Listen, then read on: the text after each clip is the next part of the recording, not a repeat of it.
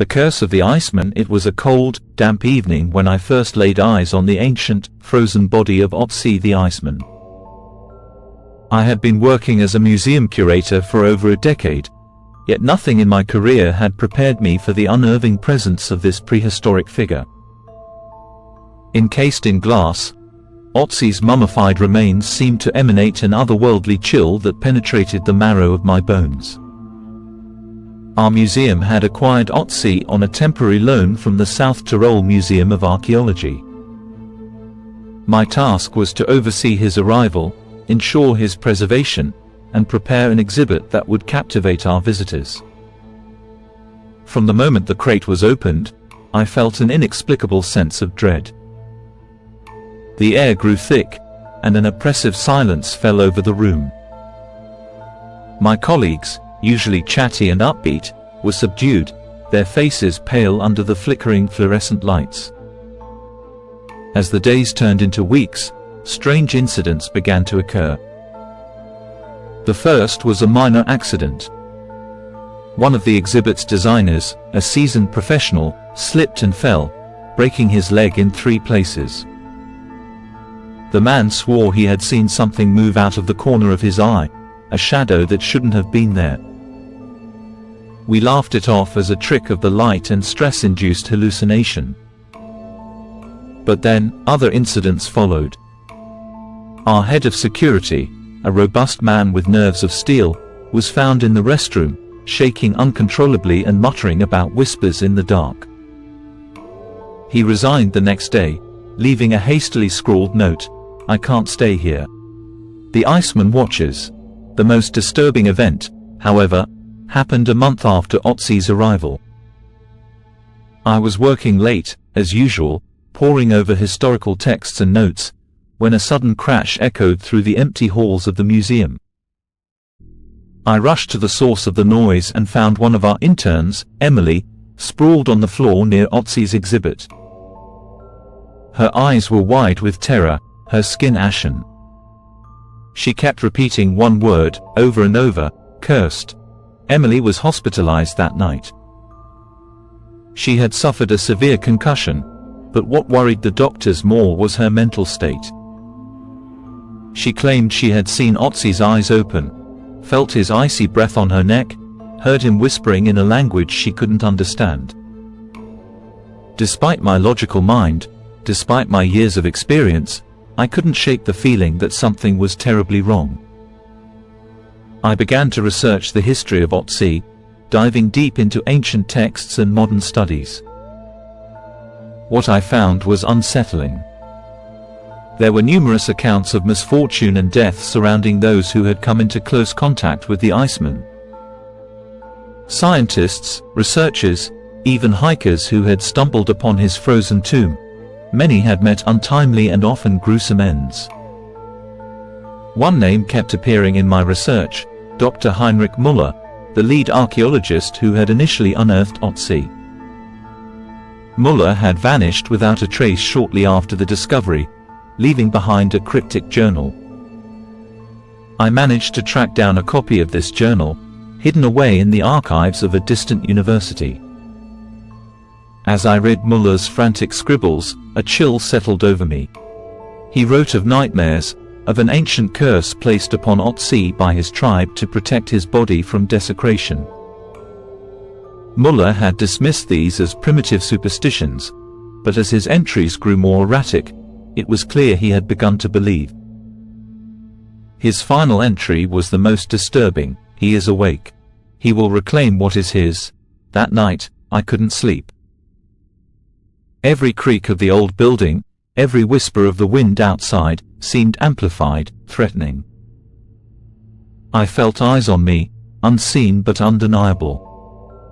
In the dim glow of my desk lamp, I read and reread Müller's final words, my mind racing with fear and disbelief.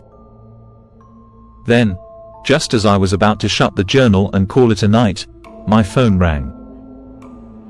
The screen showed an unknown number, but I answered it anyway, hoping for a distraction from the dark thoughts swirling in my mind. A cold, hollow voice on the other end said, "You should have left him alone." The line went dead. My blood ran cold. I knew then that I was not alone in the museum. Ötzi's presence was more than just a historical artifact. It was a harbinger of something ancient and malevolent. The Iceman was awake, and he was watching. After that chilling phone call, I spent the night in my office, unable to shake the feeling of being watched. Sleep was impossible. Every sound seemed magnified, every shadow a potential threat. As dawn broke, I resolved to get to the bottom of this mystery. I needed answers, and I needed them fast. I returned to the exhibit early the next morning, my eyes heavy with fatigue. The museum was eerily silent, the usual hustle and bustle of staff and visitors replaced by an oppressive stillness. I approached Ötzi's glass case, my heart pounding. He lay there, as motionless as ever, but something felt different. It was as if the air around him was charged with an electric tension. Determined to get a fresh perspective, I reached out to a renowned archaeologist, Dr. Evelyn Hartmann. She had extensive experience with ancient curses and supernatural phenomena linked to historical artifacts. When I explained the situation, she agreed to come immediately, intrigued and concerned by the strange occurrences. Dr. Hartmann arrived that afternoon. A stern, no-nonsense woman, she exuded confidence and expertise. We walked through the museum, and I recounted the incidents, the accidents, the whispers, the chilling phone call. She listened intently, her expression growing graver with each detail. As we stood before Ötzi's exhibit, Dr. Hartmann performed a series of tests, using equipment I had never seen before. She muttered to herself, her brow furrowed in concentration. After a while, she turned to me, her face pale. "There's definitely something here," she said. "An energy, a presence. This is no ordinary curse." Her words sent a shiver down my spine. I had hoped for a logical explanation, but her expertise confirmed my worst fears.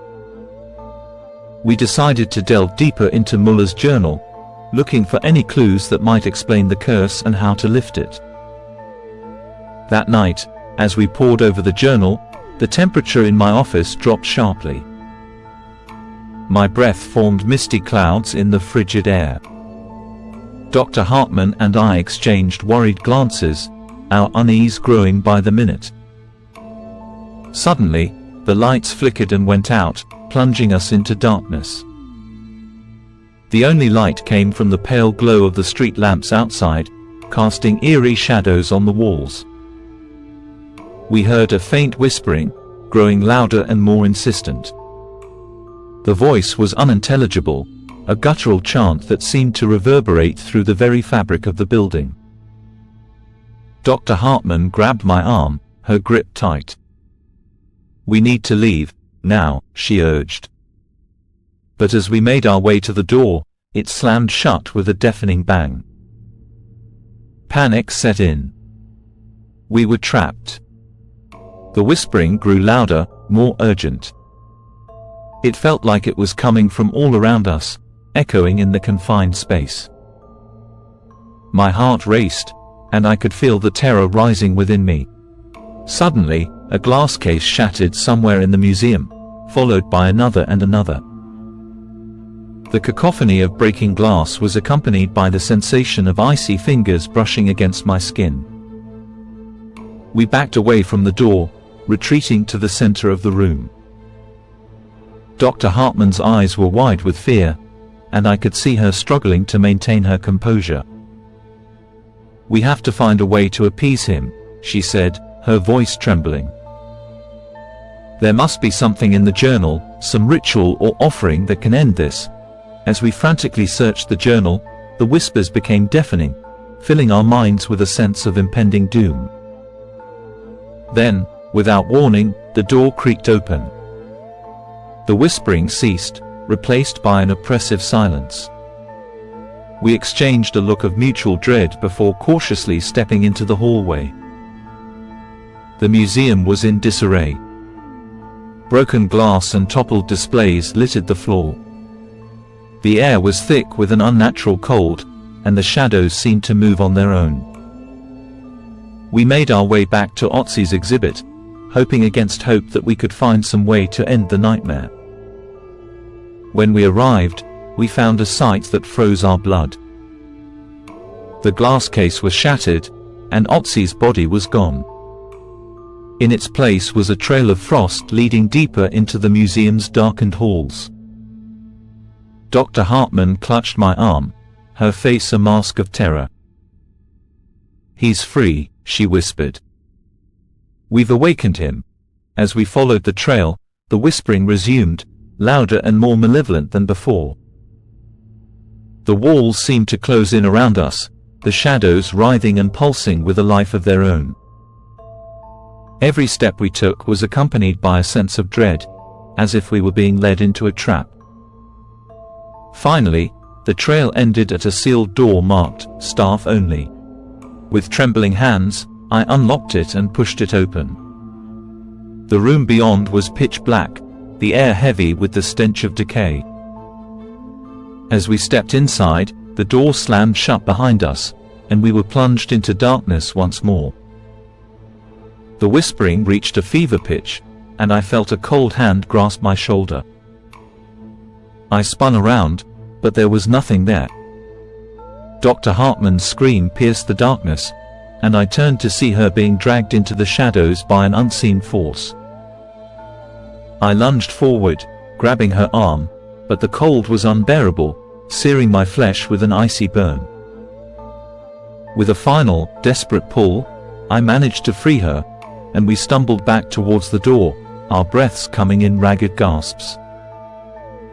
As we burst out into the hallway, we heard a final, chilling whisper, "He will have his vengeance." We fled the museum, not daring to look back. The night was filled with a bone-chilling wind, and as we reached the safety of my office, we knew that this was only the beginning.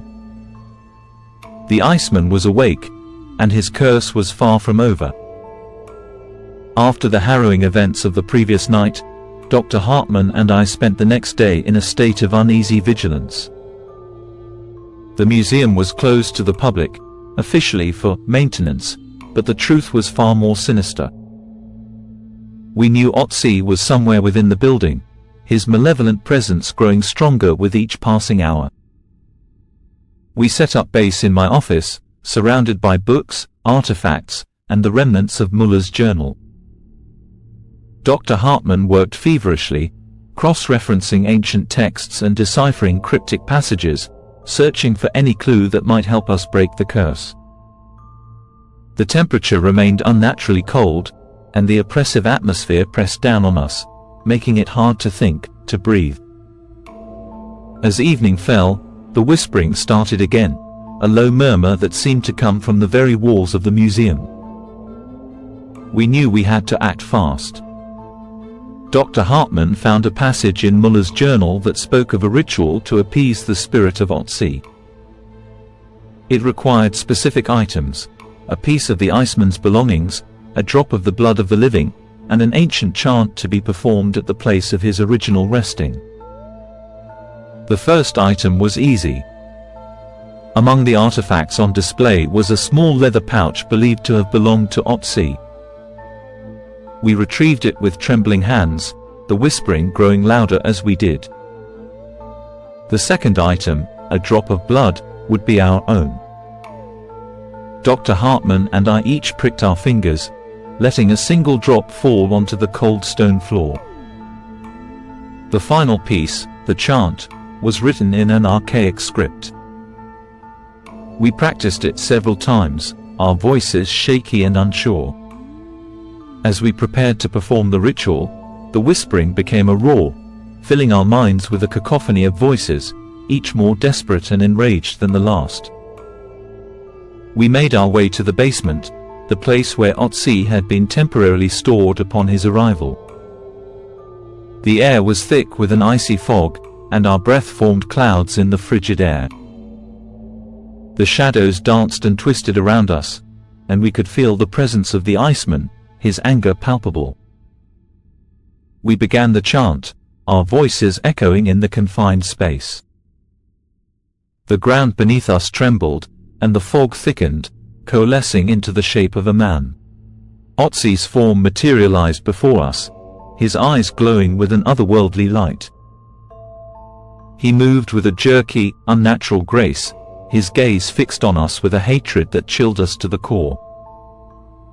As we continued the chant, the fog around Ötzi began to dissipate, and his form grew more solid. He reached out a hand, and I felt a sharp pain in my chest, as if icy fingers were gripping my heart. Dr. Hartman screamed, her voice merging with the cacophony of whispers. Then, just as I thought I could endure no more, a blinding light filled the room. The whispers ceased, replaced by a deafening silence. Ötzi's form wavered and then dissolved into mist, leaving behind an eerie stillness. We collapsed to the floor, gasping for breath, our bodies trembling with exhaustion and fear. The air slowly warmed, and the oppressive atmosphere lifted. We had done it. We had appeased the spirit of Ötzi. Or so we thought. As we made our way back to my office, we heard a new sound, a deep, rumbling growl that seemed to come from the depths of the earth. The ground shook, and the walls of the museum creaked and groaned. We realized with growing horror that the ritual had not ended the curse, it had only awakened a greater force. We raced back to the exhibit hall, where we found a gaping hole in the floor. The ground had collapsed, revealing a hidden chamber below. The growling grew louder, and we felt a malevolent presence rising from the depths. Dr. Hartman and I exchanged a look of terror. We knew we had no choice but to descend into the darkness and confront whatever lay beneath the museum. Armed with flashlights and a renewed sense of dread, we climbed down into the chamber. The air was thick with the stench of decay, and the walls were lined with ancient symbols, glowing faintly in the dark. At the center of the chamber lay a stone sarcophagus, its lid slightly ajar. As we approached, the growling grew louder, and we felt a cold wind emanating from within. With trembling hands, we pushed the lid aside, revealing the source of the curse, a skeletal figure, wrapped in tattered cloth, its eyes glowing with a malevolent light. This was no ordinary mummy. It was a guardian, placed here to protect Ötzi in death and to exact vengeance on those who disturbed his rest. We had unleashed a force far more powerful than we could have imagined. The guardian rose from its sarcophagus, its skeletal hands reaching for us. We backed away, our minds racing for a solution. Dr. Hartman grabbed my arm. "We need to perform the ritual again, here, where it all began," she said, her voice trembling. "It's the only way to end this." We quickly set up the items, the leather pouch, a drop of our blood, and the chant. As we began to recite the ancient words, the guardian advanced, its eyes burning with fury. The ground shook, and the air grew colder with each passing second. Just as the guardian reached us, a blinding light filled the chamber once more. The ground trembled violently, and we were thrown to the floor. When the light faded, the guardian was gone, and the chamber was silent. We lay there, gasping for breath, our bodies shaking with exhaustion and fear. We had done it. The curse was lifted, and the Iceman's spirit was finally at rest. Or so we thought. Weeks passed, and the museum slowly returned to normal. The exhibit was dismantled, and Ötzi's remains were finally sent back to South Tyrol. Dr. Hartman and I tried to move on, but the events of those harrowing nights haunted us. One evening, as I was closing up the museum, I heard a faint whisper. My heart raced, and I turned to see a shadowy figure standing at the end of the hallway. It was the Guardian. Its eyes glowed with a malevolent light, and it whispered a final, chilling message: "You cannot escape the curse."